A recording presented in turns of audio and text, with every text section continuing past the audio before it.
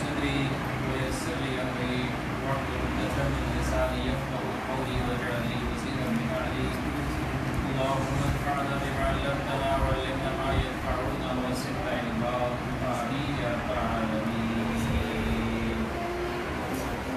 اللہ سبحانہ و تعالیٰ کے فضل و کرم سے رمضان المبارک کا عصمتوں اور برکتوں والا مہینہ بحمدہ تعالیٰ ایک بار پھر اللہ نے ہمیں مہیا کیا ہے. اس ماہ مبارک سے نبی کریم صلی اللہ علیہ وسلم یہ بیان فرمایا کرتے تھے کہ اس ماہ مبارک میں نصرت کے ساتھ اللہ سبحانہ و تعالیٰ سے اپنے تعلق کو مضبوط کرنا. اسی ضمن میں بحمدہ تعالیٰ یہ تراویح کا اہتمام ہے کہ جو کیا گیا ہے، اور ابھی ہم نے الحمدللہ پہلے پارے کی تلاوت ہے کہ جو سنی ہے. اس وقت انشاءاللہ تعالیٰ اس پارے کے مضامین کا خلاصہ آپ کے سامنے بیان کرنا مطلوب ہے. ہم تقریباً 30 سے 35 منٹ لیں گے انشاءاللہ تعالیٰ، پھر اس کے اندر کوشش کریں گے کہ اس مطالعے کو مکمل کر لیں. دعا ہے کہ اللہ سبحانہ و تعالیٰ اس اعتبار سے برکت عطا فرمائے. ترتیب مصحف کے اعتبار سے سب سے پہلی سورہ مبارکہ سورۃ الفاتحہ ہے. یہ مکی سورت ہے، 7 آیات پر مشتمل. اگر اس کو کوئی عنوان دیا جائے تو فطرت انسانی کی ترجمانی اس کے اندر پیش کی گئی. ابتدا اللہ سبحانہ و تعالیٰ نے اپنی پہچان لوگوں کے سامنے بیان کی ہے، اور اس کے بعد بندے اور رب کے درمیان کیے جانے والے وعدے اور اعادے کا تذکرہ آتا ہے. ایاک نعبد و ایاک نستعین، اے اللہ میں تیری ہی بندگی کرتا ہوں اور تجھی سے مدد چاہتا ہوں. اس کے بعد نبی کریم صلی اللہ علیہ وسلم کی رسالت کا اشارہ ہمیں ملتا ہے، اور ایک بندہ مومن کی احتیاج اور اس کی دعا صراط مستقیم کی راہ ہے کہ جو بندہ چاہتا ہے، اور پھر اس کے ساتھ ساتھ اس بات کی بھی دعا کرتا ہے کہ اللہ ہمیں اس راستے سے محفوظ کرنا کہ جو گمراہ ہوئے اور جس کے اوپر تیرا غضب نازل ہوا. اس کے بعد سورہ بقرہ کا آغاز ہوتا ہے. یہ سورہ مبارکہ مدنی سورت ہے اور قرآن حکیم کی طویل ترین سورہ مبارکہ ہے کہ جو مجموعی اعتبار سے 40 رکوع اور 286 آیات پر مشتمل ہے. اپنے موضوع کے اعتبار سے اس کے اندر اللہ سبحانہ و تعالیٰ نے امت کی ذمہ داریاں بیان فرمائی، اور اس سورہ مبارکہ میں 2 امتوں کا تذکرہ ہے کہ جو آتا ہے، ایک سابقہ امت مسلمہ یعنی بنی اسرائیل، اور ایک موجودہ امت مسلمہ یعنی امت محمدیہ صلی اللہ علیہ وسلم. اس سورہ مبارکہ میں اللہ سبحانہ و تعالیٰ نے گزشتہ جو آیات مکی دور میں نازل ہو چکی تھی اس کا خلاصہ بھی بیان فرمایا ہے. اس کے ابتدائی حصے میں اللہ سبحانہ و تعالیٰ نے گویا پہلے رکوع کے اندر قرآن حکیم کن لوگوں کے لیے ہدایت ہے اس کا تذکرہ اللہ سبحانہ و تعالیٰ نے بیان فرمایا. اس کی ابتدائی آیات میں اللہ بیان فرماتا ہے کہ اس قرآن حکیم سے ہدایت وہ لوگ حاصل کر سکیں گے کہ جو غیب پر ایمان لانے والے ہیں، گویا وہ مادہ پرستی، عقل پرستی، ظاہر پرستی کی نفی کرنے والے ہیں. ان کے لیے یہ قرآن حکیم راہ ہدایت ہے. مزید اللہ سبحانہ و تعالیٰ نے متقین کے اوصاف بیان فرمائے ہیں کہ یہ وہ لوگ ہیں کہ جو نماز کو قائم کرنے والے ہیں، اللہ کی راہ میں خرچ کرنے والے ہیں، تمام آسمانی کتابوں پر اور قرآن حکیم پر ایمان رکھنے والے ہیں، اور آخرت کا یقین کرنے والے ہیں. اور انہی لوگوں کے اعتبار سے اللہ نے بیان فرمایا کہ یہ ہدایت یافتہ ہیں اور یہی کامیاب ہونے والے ہیں. اس کے بعد 2 آیات کے اندر اللہ سبحانہ و تعالیٰ نے محرومین کا تذکرہ بیان فرمایا. یہ وہ لوگ ہیں کہ جو اللہ کی آیات کا انکار کیا کرتے تھے. اللہ سبحانہ و تعالیٰ نے ان کے کفر کی وجہ سے ان کے دلوں کے اوپر مہریں ہیں کہ جو لگا دی ہیں. ختم اللہ علی قلوبہم وعلی سمعہم وعلی ابصارہم غشاوہ ولہم عذاب عظیم. یہ ہے وہ عذاب کہ جو اللہ نے ان کو عطا فرمایا. دوسرے رکوع کا آغاز ہوتا ہے. اس رکوع کے اندر اللہ سبحانہ و تعالیٰ نے منافقانہ کردار کی وضاحت ہے کہ جو بیان کی ہے. ابتداءً اللہ سبحانہ و تعالیٰ نے اس بات کو بیان فرمایا کہ یہ جو منافقین ہیں ان کے اندر ایمان بالرسالت کی کمزوری ہے کہ جو پائی جاتی ہے. یا رسول اللہ صلی اللہ علیہ وسلم کے ایمان کے اعتبار سے کمی اور کمزوری ان کے اندر پائی جاتی ہے. پھر اللہ سبحانہ و تعالیٰ نے تفسیرہ بیان فرمایا کہ یہ دنیا کے چند ٹکوں کے لیے اپنے ایمان کا سودا کر دیتے ہیں. وہ اللہ سبحانہ و تعالیٰ کی آیات کو جھٹلا دیتے ہیں اور دنیا حاصل کرنے کے لیے اللہ کے احکامات کا انکار کر دیتے ہیں۔ اس کے بعد اللہ سبحانہ و تعالیٰ نے اس بات کو واضح فرمایا کہ یہ گھاٹے کا سودا ہے کہ جو کرنے والے ہیں۔ وَإِذَا قِيلَ لَهُمْ، اور جب ان سے کہا جاتا ہے آمنوا كما آمن الناس، کہ ایمان لاؤ اس طرح جس طرح لوگ ایمان لائے، یعنی صحابہ کرام، تو یہ کہتے ہیں قالوا ونؤمن كما آمن السفهاء، کہ ہم اس طرح ایمان لائیں کہ جس طرح معاذ اللہ یہ بے وقوف لوگ ایمان لائے۔ وہ ان کی نگاہ میں عقل کا تقاضا یہ ہے کہ دنیا حاصل کی جائے اور آخرت کو فراموش کر دیا جائے۔ اس کا تذکرہ ہے کہ جو اللہ سبحانہ و تعالیٰ نے بیان فرمایا ہے۔ پھر اس رکوع کے آخر میں اللہ نے دو تماثیل ہے کہ جو بیان فرمائی ہے، ایک ان لوگوں کی کہ جو کفر پر اڑ جاتے ہیں اور دوسرے وہ لوگ کہ جو منافقین ہیں۔ کفر پر اڑ جانے والوں کے اعتبار سے اللہ سبحانہ و تعالیٰ نے بیان فرمایا کہ گویا اندھیرا ہو اور اندھیرے کے اندر آگ جلا دی جائے، لیکن اگر انسان کی اپنی آنکھ اندھی ہو جائے تو اس اندھیرے میں جلائے جانے والی روشنی سے بھی اس کو کچھ نظر نہ آئے گا۔ اسی طرح یہ کفر کے اندھیرے کے اندر ہیں۔ نبی کریم صلی اللہ علیہ وسلم ہدایت کا چراغ ہے کہ جو روشن کر چکے ہیں، لیکن ان کی بدعمالیوں کی وجہ سے اللہ سبحانہ و تعالیٰ نے ان کی دل کی آنکھوں کو اندھا کر دیا۔ اس کے بعد منافقین کی مثال اللہ نے بیان فرمائی کہ جس طرح بجلی چمکتی ہو تو یہ چل پڑتے ہیں ورنہ رک جاتے ہیں۔ گویا یہ لوگ فائدہ سمیٹنا چاہتے ہیں لیکن مشکلات میں ساتھ دینے کو تیار نہیں ہے۔ پھر اس کے بعد تیسرے رکوع کا آغاز ہوتا ہے۔ اس رکوع کے اندر قرآن حکیم کی عظمت اور دعوت کا تذکرہ ہے کہ جو آیا ہے۔ قرآن حکیم بیان کرتا ہے یا ایھا الناس اعبدوا ربکم، اے لوگوں اپنے رب کی بندگی کرو۔ وہ رب کون ہے؟ جس نے تمہیں پیدا کیا ہے، جس نے تمہیں بے تحاشا نعمتیں عطا کی ہے، اور یہ کس لیے؟ تاکہ تم بچ سکو دنیا کے اندر ٹھوکریں کھانے سے اور آخرت کے عذاب سے اپنے آپ کو بچا سکو۔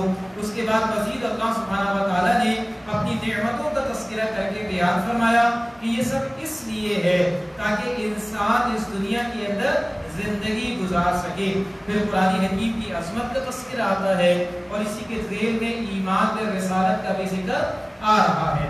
اللہ سبحانہ و تعالیٰ نے بیان فرمایا کہ اگر تم اس قرآن کے بارے میں شک میں ہو کہ یہ اللہ کی طرف سے نازل کردہ نہیں ہے، وہ اعتراض کیا کرتے تھے کہ محمد رسول اللہ صلی اللہ علیہ وسلم انہوں نے خود اس کو گڑھ لیا ہے، تو اللہ نے بیان فرمایا تو اس جیسی ایک صورت لے کر آ جاؤ، اور اگر تم ایسا نہ کر سکو اور ہرگز ایسا نہیں کر سکو گے تو اللہ نے بیان فرمایا بچو اس آگ سے جس کا ایندھن انسان اور پتھر بننے والے ہیں۔ اس کے بعد ایمان بالآخرہ کا تذکرہ اللہ کی طرف سے آتا ہے۔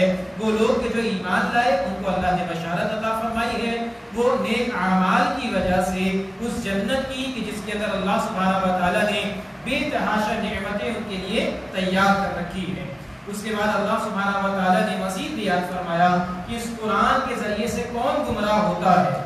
اس قرآن کے اندر اللہ نے کئی مثالیں ہیں کہ جو بیان کی ہیں، کہیں چونٹی کی مثال آتی ہے، کہیں مکڑی کا تذکرہ ہے اور کہیں شہد کی مکھی کا تذکرہ آتا ہے۔ اللہ بیان فرماتا ہے کہ جن کے دلوں کے اندر ٹیڑھ ہے وہ یہ کہتے ہیں کہ اللہ یہ حقیر مثالیں کیوں بیان کرتا ہے؟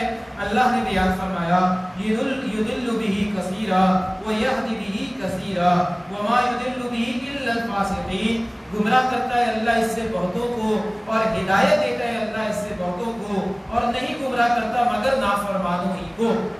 گویا وہ لوگ کہ جن کے بارے میں اللہ نے بیان فرمایا کہ وہ اللہ سے کیے ہوئے عہد کو توڑتے ہیں، قرابت داروں، صالحین اور نیک لوگوں کے ساتھ اپنے تعلق کو قائم نہیں کرتے ہیں اور اللہ کی نافرمانی کرتے ہیں، ان کو یہ قرآن حکیم گمراہ کر دیتا ہے۔ گویا ان کے لیے پھر ہدایت موجود نہیں ہے۔ اس کے بعد اللہ تعالیٰ نے قرآن حکیم کے ایک فلسفے کا تذکرہ ہے کہ جو بیان فرمایا ہے کہ اللہ سبحانہ و تعالیٰ نے تمہیں پیدا کیا، پھر وہ تمہیں موت دے گا، پھر تمہیں دوبارہ زندہ کرے گا، اس کا تذکرہ آتا ہے۔ پھر مزید اللہ نے بیان فرمایا کہ وہی ہے جس نے تمہیں پیدا کیا اور جو کچھ زمین پر ہے وہ سب تمہارے لیے بنایا ہے، گویا یہ جہاں ہے تیرے لیے، تو نہیں اس جہاں کے لیے، اس کی طرف اشارہ ہے کہ جو آتا ہے۔ پھر چوتھے رکوع کا آغاز ہوتا ہے۔ اس کے اندر کچھ فلسفیانہ سوال کے جوابات ہیں کہ جو اللہ نے دیے ہیں۔ ہمیں پیدا کرنے والا کون ہے؟ اللہ سبحانہ و تعالی۔ ہمیں کیوں پیدا کیا گیا ہے؟ ان سوالوں کے جواب ہیں کہ جو آتے ہیں۔ اور اسی رکوع میں اللہ نے قصہ آدم و ابلیس پہلی مرتبہ بیان فرمایا ہے۔ اللہ سبحانہ و تعالی نے بیان فرمایا کہ اللہ نے آدم کو بنایا اور اس دنیا میں بھیجا، انی جاعل فی الارض خلیفہ، بے شک میں بنانے والا ہوں زمین میں خلیفہ۔ فرشتوں نے اعتراض کیا کہ اے اللہ، جو فساد کرے گا، خون بہائے گا، اس کو تو خلیفہ بنا رہا ہے۔ اللہ سبحانہ و تعالی نے بیان فرمایا کہ میں وہ کچھ جانتا ہوں کہ جو تم نہیں جانتے ہو۔ پھر اللہ سبحانہ و تعالی نے آدم علیہ السلام کو علم الاسماء، چیزوں کا علم ہے کہ جو سکھایا ہے، اور اس کے ذریعے فرشتوں پر ظاہر کر دیا کہ اللہ نے آدم کو علم عطا فرمایا، اور اسی علم کی بنیاد پر فضیلت ہے کہ جو عطا کی ہے۔ اس کے بعد اللہ نے حکم دیا وَإِذْ قُلْنَا لِلْمَلَائِكَةِ اسْجُدُوا لِآدَمَ، کہ سب کے سب آدم کو سجدہ کرو۔ تمام فرشتوں نے سجدہ کیا، ابلیس نے انکار کر دیا۔ سورہ کہف میں جا کر ہم سمجھیں گے یہ ابلیس جنوں میں سے تھا، اس نے تکبر کیا اور اللہ کے احکامات کا انکار کر دیا۔ اس کے بعد اللہ سبحانہ و تعالی نے زمین پر ہونے والے امتحان کا تذکرہ بیان فرمایا ہے کہ کس طرح آدم اور ابلیس ان دونوں کے اعتبار سے زمین پر کشمکش جاری رہے گی۔ گویا اس اعتبار سے اللہ نے آدم اور حوا سلام علیہ ان کو عارضی جنت میں رکھا، شیطان نے ان کے دلوں میں وساوس پیدا کیا اور ان سے خطا ہے کہ جو کروا دی۔ انہوں نے توجہ کر لیا، اللہ نے ان کو الفاظ سکھا دیے اور اللہ نے ان کو معاف فرما دیا۔ اس کے بعد امتحان دنیا میں اللہ سبحانہ و تعالی نے بیان فرمایا کون کامیاب ہوگا۔ اللہ بیان فرماتا ہے فَإِمَّا يَأْتِيَنَّكُم مِّنِّي هُدًى، پھر اگر تمہارے پاس آئے ہدایت میری طرف سے، فَمَن تَبِعَ هُدَايَا، جو اس ہدایت کی پیروی کرے گا اس کو نہ کوئی خوف ہوگا نہ وہ غمگین ہوگا۔ گویا علم الاسماء اللہ نے سکھائے، پوٹینشل نالج دنیاوی تعلیم، اور اسی کے ساتھ ساتھ اللہ نے علم وحی ہدایت بھی عطا فرمائی۔ گویا اس ہدایت کی رہنمائی میں دنیا کی تعلیم کو حاصل کرو، اللہ کامیابی عطا فرمائے گا، غم اور خوف سے نجات دلا دے گا۔ اس کے بعد 5ویں رکوع کا آغاز ہوتا ہے۔ یہاں سے بنی اسرائیل کے اعتبار سے ایک خطاب ہے کہ جو اللہ سبحانہ و تعالی نے بیان فرمایا ہے۔ یہ ہے وہ سابقہ امت مسلمہ کہ جس سے اللہ سبحانہ و تعالی ہم کلام ہے۔ بنی اسرائیل کے سامنے اللہ نے دعوت ہے کہ جو پیش کی ہے کہ یا بنی اسرائیل، اے بنی اسرائیل، اذکروا نعمتی التی انعمت علیکم، یاد کرو اس نعمت کو کہ جو اللہ نے تمہارے اوپر کی ہے، واوفوا بعہدی، اور اپنے عہد کو پورا کرو اور میں بھی اپنے عہد کو تم سے پورا کروں گا۔ اور دیکھو نافرمانی نہ کرنا بلکہ اللہ کا تقوی اختیار کرنا۔ اللہ نے اس قوم کے اوپر بے تحاشا نعمتیں ہیں کہ جو نازل فرمائی ہیں، اور بے تحاشا اپنے اکرام ہیں کہ جو ان کے اوپر عطا کیے ہیں، لیکن انہوں نے اللہ کی نافرمانی کی۔ مزید اللہ سبحانہ و تعالی نے بنی اسرائیل کے لیے ہدایات عطا فرمائی کہ دیکھو حق آ جانے کے بعد باطل کا ساتھ نہ دو بلکہ رکوع کرنے والوں کے ساتھ رکوع کرو، نماز کو قائم کرو اور زکوٰۃ کو ادا کرو۔ اس کے بعد مزید اللہ نے بیان فرمایا کیا تم لوگوں کو نیکی کی تلقین کرتے ہو اور خود اللہ کو بھلا دیتے ہو؟ گویا یہ وہ روش ہے کہ قول اور فعل کا تضاد، اس سے اللہ نے منع فرمایا ہے۔ مزید اللہ نے بیان فرمایا کہ دیکھو استعینوا بالصبر والصلاۃ، صبر اور نماز کے ذریعے مدد حاصل کرو، بلا شبہ یہ بھاری نہیں ہے مگر ان لوگوں پر کہ جو عاجزی اختیار کرنے والے ہیں۔ اس کے بعد 6 رکوع کا آغاز ہوتا ہے۔ بنی اسرائیل پر اللہ کے انعامات اور ان کی ناشکری کا تذکرہ ہے کہ جو اللہ نے بیان فرمایا ہے۔ اللہ بیان فرماتا ہے کہ دیکھو یہ جو نجات اخروی ہے اس کے حوالے سے جھوٹے سہاروں کی تمام اللہ نے نفی کر دی ہے۔ کوئی آخرت میں کوئی سفارش کام آنے والی نہیں ہے، کوئی لین دین کام آنے والا نہیں ہے۔ کوئی آج نیک اعمال کر لو یہی کل کام آنے والے ہیں۔ اس کے بعد اللہ سبحانہ و تعالی نے اپنے احسانات عظیم اور بنی اسرائیل کی بے وفائی کا تذکرہ ہے کہ جو بیان فرمایا ہے۔ اللہ بیان فرماتا ہے کہ ہم نے تمہیں فرعونیوں کے ظلم سے بچایا، وہ ان کے بیٹوں کو ذبح کیا کرتے تھے اور ان کی بچیوں کو زندہ رہنے دیا کرتے تھے۔ اللہ تعالیٰ نے فرعونیوں کو معجزاتی طور پر ہلاک کر دیا اور بنی اسرائیل کو بچا لیا اور صحرا سینا تک پہنچا دیا۔ بنی اسرائیل نے اللہ کے احسانات کی ناشکری کی اور اس کے بعد بچڑے کو معبود بنا لیا اور اس کی پرستش کرنا شروع کر دی۔ مزید اللہ سبحانہ و تعالی نے بیان فرمایا کہ جو شرک کرنے والے تو گویا اللہ کے ساتھ شریک کرنے والے تھے ان کو مرتد قرار دیا گیا اور اللہ کی طرف سے حکم ہوا کہ جنہوں نے بچڑے کو معبود بنایا اب ان کو قتل کیا جائے گا۔ البتہ موسیٰ علیہ السلام کی دعا کرنے کے بعد اللہ سبحانہ و تعالی نے اس گناہ کو ٹال دیا اور ان کے اوپر اپنا فضل ہے کہ جو نازل فرمایا۔ مزید بنی اسرائیل کے اعتبار سے بیان فرمایا کہ جب اللہ نے موسیٰ علیہ السلام کو تورات عطا فرمائی تو انہوں نے مطالبہ کر دیا کہ ہم اللہ سبحانہ و تعالی سے خود سننا چاہتے ہیں۔ موسیٰ علیہ السلام بنی اسرائیل کے 70 سرداروں کو اپنے ساتھ کوہ طور پر لے کر چلے گئے، پھر انہوں نے جسارت کر دی کہ ہم تو اللہ کو دیکھنا چاہتے ہیں۔ اللہ کا عذاب آیا اور یہ سارے کے سارے ہلاک کر دیے گئے۔ موسیٰ علیہ السلام نے دعا کی، اللہ سبحانہ و تعالی نے ان کو دوبارہ زندگی عطا فرما دی۔ اس کے بعد مزید بنی اسرائیل پر انعامات اور ان کی ناشکری کا تذکرہ ہے کہ جو آ رہا ہے۔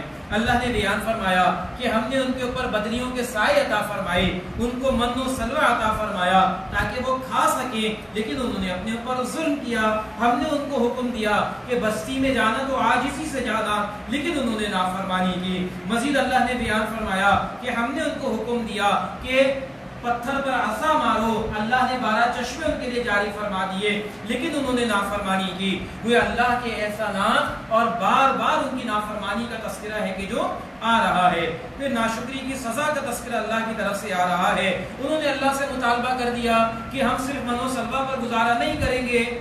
اللہ نے بیان فرمایا ٹھیک ہے، اللہ نے اپنی نازل کردہ نعمتوں کو روک لیا اور پھر ان کو کہا کہ ٹھیک ہے کھیتی باڑی کرو، اور یہ مطالبہ کرنے لگے ہمیں ساگ چاہیے، ککڑی چاہیے، گیہوں چاہیے، مسور چاہیے، پیاز چاہیے۔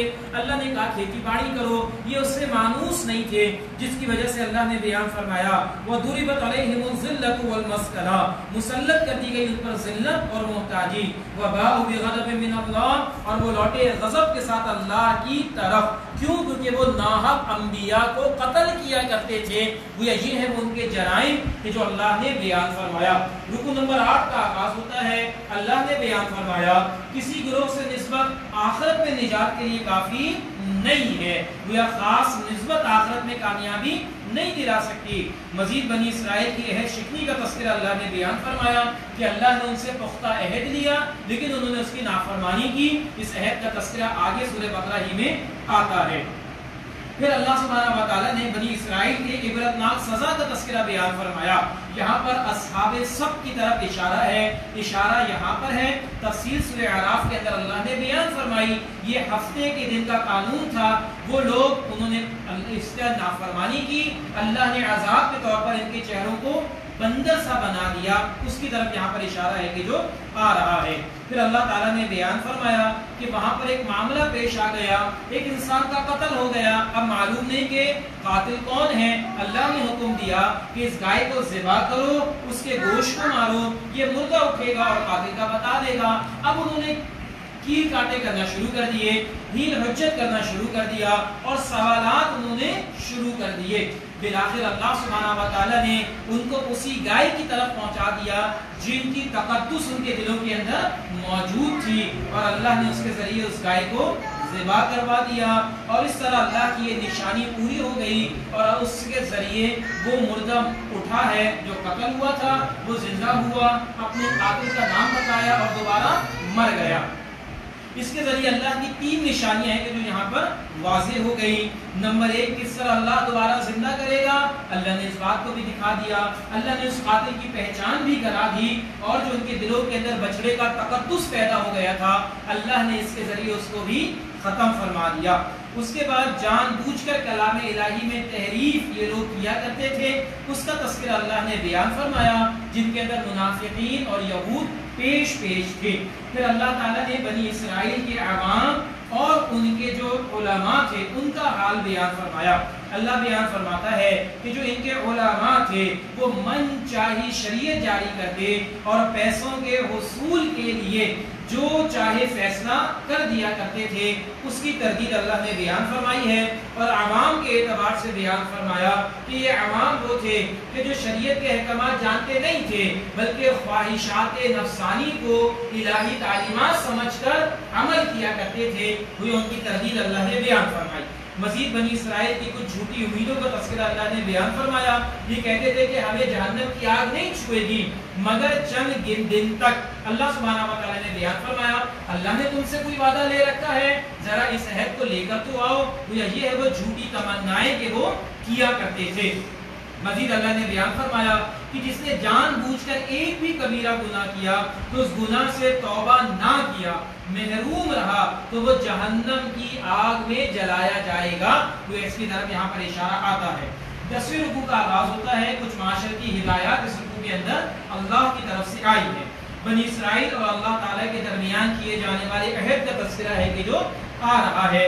اللہ سبحانہ و تعالیٰ نے بیان فرمایا کہ دیکھو تم پختہ عہد کرو، اللہ کی بندگی کرو گے، ماں باپ کے ساتھ اچھا سلوک کرو گے، رشتہ داروں، یتیموں، مسکینوں سے بھی اچھا سلوک کرو گے، ان سے اچھی بات کرو گے، نماز قائم کرو گے اور زکوٰۃ ادا کرو گے۔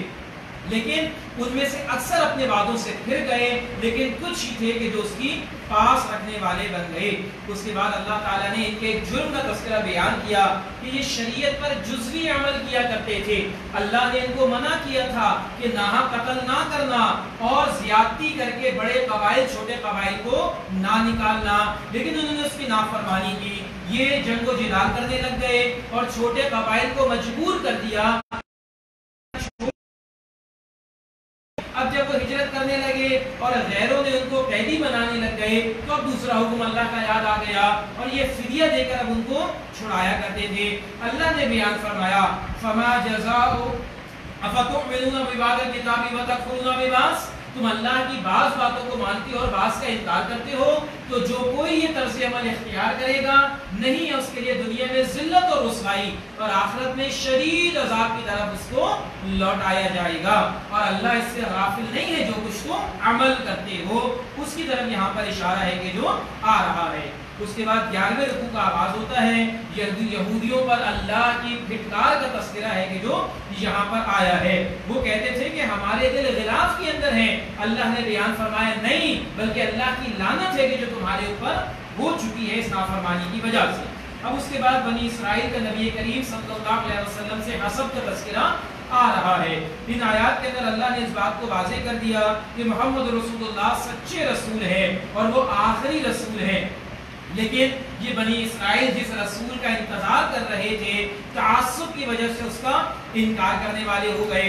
یہاں پر اللہ نے اس بات کو واضح کر دیا کہ بلا شبہ یہ حسد تعصب انسان کو حق قبول کرنے سے محروم کر دیتا ہے۔ اس کے بعد بنی اسرائیل کے مزید جرائم کا تذکرہ ہے کہ جو اللہ نے بیان فرمایا انہوں نے موسیٰ علیہ السلام کے ذریعے ظاہر ہونے والے کئی معجزے دیکھے لیکن پھر بھی بچڑے کی مورتی بنائی اور اس کی پرستش کرنا شروع کر دی۔ انہوں نے زبان کو مڑوڑ کر سمعنا و اطعنا کو بدل کر سمعنا و عصینا کہنا شروع کر دیا، ہم نے سنا اور نافرمانی کی۔ انہوں نے اللہ سبحانہ و تعالیٰ سے اپنے عہد کو توڑنا شروع کر دیا۔ ان جرائم کا تذکرہ یہاں پر آ رہا ہے۔ اس کے بعد اللہ نے کچھ یونیورسل ٹروتھ بیان فرمائی ہے۔ اللہ نے بیان فرمایا کہ دیکھو اگر تم یہ سمجھتے ہو کہ آخرت کا گھر تمہارے ہی لیے ہے فتمنوا الموت ان کنتم صادقین، تو موت کی آرزو کرو اگر تم سچے ہو۔ آج اس میں ہمارے لیے بھی امتحان ہے۔ اگر ہم سمجھتے ہیں کہ واقعتاً جنت ہمارے لیے ہے تو کیا میں اور آپ آج مرنے کے لیے تیار ہیں، ابھی مرنے کے لیے تیار ہیں؟ ہمیں اپنا جائزہ لینا چاہیے کہ اللہ کے سامنے حاضر ہونے کو تیار ہیں، کیا اس سوال جواب کے لیے تیار ہیں؟ ہمیں اپنا جائزہ لینا چاہیے۔ اللہ نے بیان فرمایا یہ ہرگز اس کے لیے تیار نہیں ہوں گے اپنی بدعمالیوں کی وجہ سے، یہ تو چاہتے ہیں کہ دنیا کے اندر اور زندگی گزارے اور دنیا سے یہ لطف اٹھا سکے۔ اس کی طرف اشارہ ہے کہ جو آ رہا ہے۔ 12ویں رکوع کا آغاز ہوتا ہے، اللہ سبحانہ و تعالی نے بیان فرمایا کہ یہ بنی اسرائیل जिब्राइल अलैहिस्सलाम पर बहतान लगाया करते थे और वो कहते थे कि जिब्राइल ने बनी इसराइल की दुश्मनी में बनी इसराइल से हटकर बनी इस्माइल के फर्जंद मोहम्मद रसूलुल्लाह सल्लल्लाहु अलैहि वसल्लम पर वही नाज़िल कर दी। अल्लाह सुब्हानहू व तआला ने वाज़ेह कर दिया कि देखो तुम फरिश्ते का इनकार करते हो, तुम फरिश्ते से दुश्मनी करते हो, अल्लाह और उसका रसूल तुम्हारा दुश्मन है। तो ये एक फरिश्ते का इनकार तमाम फरिश्तों का इनकार समझा जाएगा, एक रसूल का इनकार तमाम रसूलों का इनकार समझा जाएगा, और अल्लाह के एक हुक्म का इनकार अल्लाह के तमाम अहकामात का इनकार है कि जो समझा जाएगा। उसकी तरफ इशारा आ रहा है। फिर अल्लाह ने बयान फरमाया कि इनका तर्ज़ अमल क्या है, ये अल्लाह की किताब को पीठ के पीछे फेंक दिया करते थे और जैसे वो उसको जानते ही ना हो, जबकि अहले ईमान के लिए अल्लाह ने हुक्म दिया या अहलल कुरान ला ततवस्सदुल कुरान। नबी करीम सल्लल्लाहु अलैहि वसल्लम ने फरमाया कि ए कुरान वालों, इस कुरान को अपना ओढ़ना बिछोना तकिया ना बना लेना, बल्कि इसकी तिलावत करना जैसा इसकी तिलावत करने का हक है, और इसको फैलाओ, इसको समझो, इसको अच्छे तरीके से तिलावत करो, इसको अच्छे तरीके से मुज़य्यन करो, इसके ऊपर गौर व फिक्र करो। क्यों? ताकि तुम फलाह पा जाओ। ये हिदायत अल्लाह के नबी ने अहले ईमान को अता फरमाई। मजीद अल्लाह ने बयान फरमाया कि ये जादू टोने के अमल के अंदर पड़ गए और जादू का इल्म उन्होंने सीखना शुरू कर दिया। अल्लाह ने शहर बाबुल का तस्करा बयान फरमाया, जहाँ पर दो फरिश्तों हारूत और मारूत को लोगों की आजमाइश के लिए नाज़िल किया गया, और वो बता दिया करते थे कि ये आजमाइश है, लेकिन ये कौम खराफात में पड़ गई, जादू टोने में पड़ गई। उसका इशारा आ रहा है वो जब हकीकत को फरामोश किया जाएगा, हकीकत रिवायात में खो गई और ये उम्मत खराफात में खो गई। ये वो तर्ज़ अमल है कि जो इन्होंने इख्तियार कर लिया। मज़ीद अल्लाह ने बयान फरमाया कि इनकी मियाँ बीवी के दरमियान जुदाई डालने का जादू ये सबसे ज्यादा मशहूर था, जबकि अल्लाह सुब्हानहू व तआला ने इसके एतबार से मना फरमाया है। और हदीस में आता है कि जो रहमी रिश्ते को तोड़ेगा अल्लाह उसको तोड़ कर रख देगा। अल्लाह ताला हमें महफूज फरमाए। 13वें रुकू का आगाज होता है, यहाँ पर अल्लाह ने इस बात को बयान फरमाया कि इन्होंने रसूलुल्लाह सल्लल्लाहु अलैहि वसल्लम के शान में गुस्ताखियां भी की हैं। ये जबानों को मड़ोड़ा करते थे। जब नबी रहमत अलैहिस्सलाम इनसे कोई बात कहते तो ये राइना, गोया हमारी रियायत कीजिए, उसको खींच कर कहा करते और ये कहते राइना, ए हमारे चरवाहे। अल्लाह ने ऐसे अल्फाज के इस्तेमाल ही को मना फरमा दिया कि जिससे शान रिसालत पर गुस्ताखी का हर्फ भी आता हो, अल्लाह ने उससे मना फरमा दिया। और अल्लाह ने बयान फरमाया कि देखो वक़ूल उन्ज़ुरना, कहा करो उन्ज़ुरना, हमारी तरफ नजरे करम करो। उसके बाद अल्लाह सुब्हानहू व तआला ने इस बात का जवाब दिया कि ये कहा करते थे कि तौरात को क्यों मनसूख कर दिया, जबकि ये भी तो अल्लाह ही की किताब है। अल्लाह सुब्हानहू व तआला ने इसका जवाब अता कर दिया कि वो अल्लाह है, जिसको चाहे वो मनसूख कर दे, जिसको चाहे वो भुला दे, इसका कुल का कुल इख्तियार अल्लाह ही के पास है। यहाँ पर नासिख व मनसूख के एतबार से अल्लाह ने वजाहत बयान फरमाई है। उसके बाद अल्लाह ताला ने बयान फरमाया और मुसलमानों को खबरदार किया कि वो कौम मूसा की तरह अपने नबी से फर्जी या गैर जरूरी सवालात ना करें। अल्लाह के नबी अलैहिस्सलाम ने भी मना फरमाया कसरत सवाल से सवाल कम किया करो, अमल ज्यादा किया करो। उसके बाद अहले किताब का मुसलमानों से हसद का तस्करा आ रहा है। ये चाहते हैं कि तुम्हें ईमान से हटा दें जब तक तुम उनकी मिल्लत में ना आ जाओ, उसकी तरफ इशारा है। फिर यहूदियों की गुमराही पर मबनी कुछ खुशकुल ख्वाहिशात का तस्करा अल्लाह की तरफ से आ रहा है। इन्होंने कहा कि हम हरगिज़ जहन्नम में दाखिल ना होंगे, बल्कि ये जन्नत हमारे लिए है। यहूद और नसारा एक दूसरे के लिए दलील दिया करते थे, जबकि अल्लाह ने वाज़ेह फरमा दिया तिलका अमानियुहुम, ये इनकी ख्वाहिशात हैं, ये विशुद्ध थिंकिंग्स हैं। कुल हातु बुरहानकुम, अगर तुम सच्चे हो तो इसकी दलील लेकर आओ, इन कुंतुम सादिकीन, अगर तुम सच्चे हो। मज़ीद अल्लाह सुब्हानहू व तआला ने बयान फरमाया कि कामयाब होने वाले लोग तो वो हैं जिन्होंने अपना चेहरा अल्लाह की तरफ झुका दिया, वह हुआ मुहसिन, और वह नेकी करने वाले हैं, एहसान की रविश इख्तियार करने वाले हैं। फलहु अजरुहु इंद रब्बिही, उनके लिए उनके रब के पास अजर है कि जो महफूज है, और इनके लिए ना कोई खौफ होगा ना गमगीन होंगे। अल्लाह इन लोगों में हमें शामिल फरमाए। फिर 14वें रुकू का आगाज होता है। अल्लाह सुब्हानहू व तआला ने वाज़ेह फरमा दिया کہ دیکھو یہ مشرکین مکہ ہیں کہ جو جرائم کیا کرتے ہیں، جو اللہ کے احکامات کو توڑا کرتے ہیں، اللہ کی کتاب اور اللہ کی مساجد سے روکا کرتے ہیں، جہاں اللہ کا ذکر کیا جاتا ہے کہ اس کو ویران کرنے کی کوشش کر رہے ہیں۔ انہوں نے مجبور کیا محمد رسول اللہ صلی اللہ علیہ وسلم اور اہل ایمان کو کہ وہ ہجرت کر جائیں مکے سے۔ اس کی طرف اشارہ ہے کہ جو یہاں پر آ رہا ہے، اور کچھ تحویل قبلہ کی طرف اشارہ یہاں پر آ رہا ہے۔ تفصیل انشاءاللہ تعالیٰ دوسرے پارے کے ابتدائی آیات میں ہم سمجھیں گے۔ اس کے بعد اللہ تعالیٰ نے واضح کر دیا کہ وہ اللہ ہی ہے کہ جو آسمانوں اور زمین کو پیدا کرنے والا ہے، اور اس کے درمیان جو کچھ ہے اس کو پیدا کرنے والا ہے۔ کوئی اللہ کی قدرت کا تذکرہ یہاں پر آ رہا ہے۔ پھر بیان فرمایا، یہ بار بار کہہ رہے ہیں کہ مزید کچھ معجزات لائیں، مزید کچھ اور، مزید کچھ اور۔ پھر اللہ نے اس کا جواب سورۃ الانعام میں تفصیل کے ساتھ دیا ہے۔ اس کے بعد آیت نمبر 119 اور 120 میں نبی کریم صلی اللہ علیہ وسلم کو دلاسا دیا گیا کہ دائی کا کام پہنچا دینا ہے، منوانا نہیں ہے۔ گویا آپ ان تک پہنچا دیجئے، اور جو جہنم میں جانے والا ہے آپ اس کو نہیں روک سکتے۔ مزید اللہ نے بیان فرمایا کہ یہ یہود اور نصارہ ہرگز راضی نہیں ہوں گے جب تک آپ ان کے راستے کی پیروی نہ کر لیں۔ گویا آج کے اعتبار سے بھی یہ انتہائی اہم ہدایات ہیں۔ وہ یہود اور نصارہ کبھی راضی نہیں ہوں گے جب تک ان کی ملت کی پیروی کرنے والے ہم نہ بن جائیں۔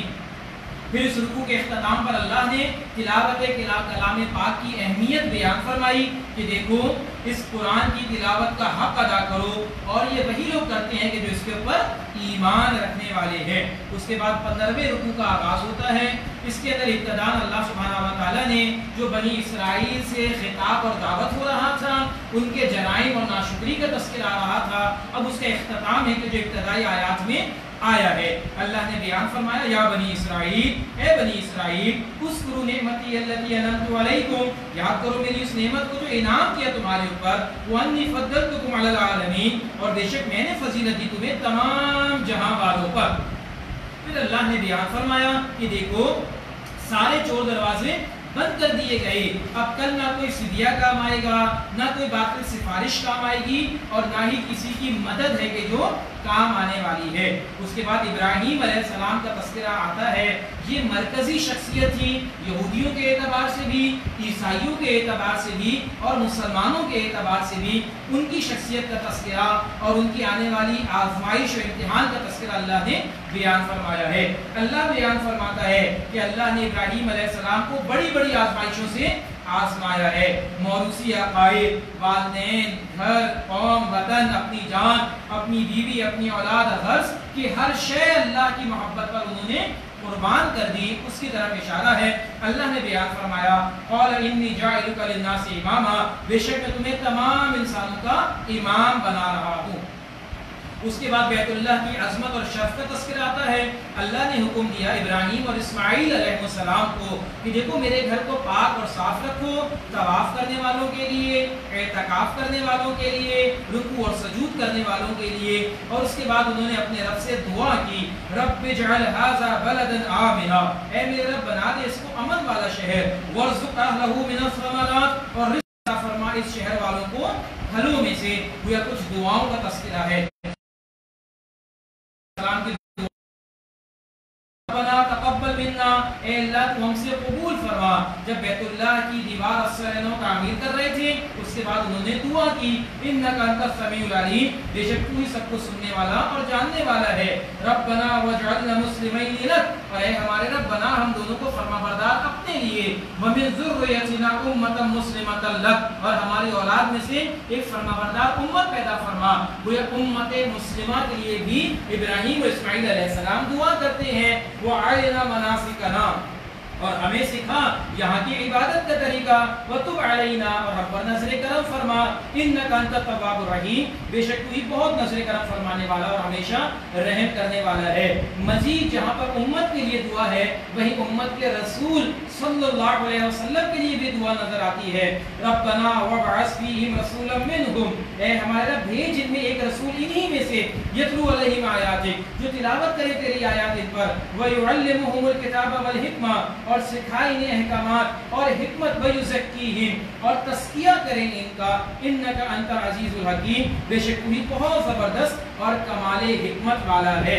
اس کے بعد رکوع نمبر 16 اس پارے کی آخری رکوع کا آغاز ہوتا ہے۔ اس کے اندر اللہ سبحانہ و تعالیٰ نے ملت ابراہیمی کی وضاحت بیان فرمائی ہے، اور ملت ابراہیمی کیا ہے اللہ نے بیان فرمایا، اس قال لہ ربہ اسلم، جب ان سے کہا جائے کہ فرما برداری اختیار کرو، قال اسلمت لرب العالمین، تو انہوں نے کہا کہ میں نے اپنے رب کی تمام جہانوں کے رب کی فرما برداری اختیار کی۔ گویا یہ ہے ملت ابراہیمی، اللہ ہمیں اس کی پیروی کرنے کی توفیق عطا فرمائے۔ پھر اللہ والوں کی وصیت بیان کی، اللہ نے بیان فرمایا ابراہیم علیہ السلام، یعقوب علیہ السلام، ان سب نے اپنی اولاد کو ایک اللہ کی عبادت کی وصیت کی اور کہا کہ دیکھو اس کی فرما برداری کرنا اور اس سے دور نہ ہٹنا۔ گویا یہ ہے وصیت اللہ والوں کی اپنے محبوب بندے کو، گویا توحید کی وصیت ہے کہ جو وہ کر گئے ہیں۔ اس کے بعد ہمارے لیے احکامات آ رہے ہیں کہ تمام انبیاء پر ایمان لانا ضروری ہے۔ اللہ نے بیان فرمایا لا نفرق بین احد منہم، ہم فرق نہیں کرتے ان میں سے کسی ایک کے درمیان، یعنی ہم سب کے اوپر ایمان لانے والے ہیں۔ آج اہل ایمان کے لیے تمام انبیاء اور رسول پر ایمان لانا لازم ہے، اس کی طرف یہاں پر احکامات ہیں کہ جو آ رہے ہیں۔ اس کے بعد اللہ نے بیان فرمایا کہ دیکھو اللہ کی بندگی کا رنگ سب سے اچھا ہے، صبغۃ اللہ، اللہ کا رنگ اختیار کرو، ومن احسن من اللہ صبغا، اور کون بہتر ہے اللہ کے رنگ سے، وَنَحْنُ لَهُ عَابِدُونَ، اور ہم تو اسی کی بندگی کرنے والے ہیں۔ گویا اللہ کی بندگی میں ڈوب جاؤ، اس کی طرف اشارہ یہاں پر آ رہا ہے۔ اب یہاں پر پہلے پارے کا اختتام ہو رہا ہے اور اللہ تعالیٰ نے یہاں پر بیان فرمایا کہ دیکھو نجات کا دار و مدار تمہارے اپنے اعمال پر ہے۔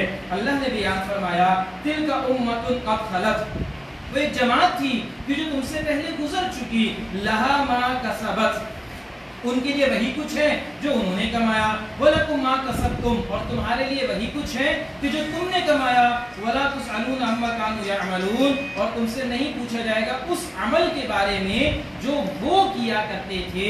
گویا ہر انسان اپنے اعمال کا مکلف ہے۔ اللہ سبحانہ و تعالی ہمیں نیک اعمال کرنے کی توفیق عطا فرمائے اور ہر قسم کی نافرمانی سے محفوظ فرمائے۔ سبحانک اللہم و بحمدک، نشہد ان لا الہ الا انت، نستغفرک ونتوب الیک۔ جزاکم اللہ خیر و احسن الجزاء۔